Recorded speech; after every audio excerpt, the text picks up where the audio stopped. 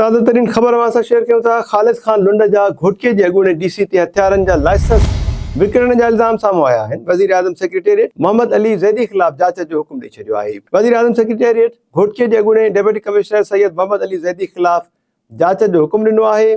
5 साल अॻु मक़ामी MNA ख़ालिद ख़ान लुंड सदस ख़िलाफ़ बदउनवाननि जा इल्ज़ाम मढ़िया हुआ।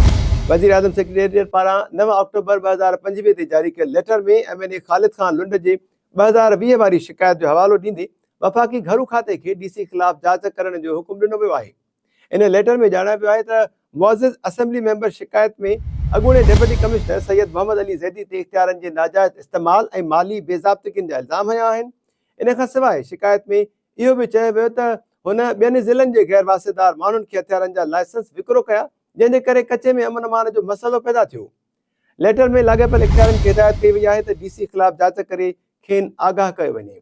MNA ख़ालिद ख़ान लुंड WTN खे मौक़िफ़ ॾिनो आहे त इन डेप्यूटी कमिश्नर 700 लाइसेंस विकिरो कया आहिनि ऐं फ़ी लाइसेंस 65,000 ऐं 70,000 रुपया वरिता अथसि।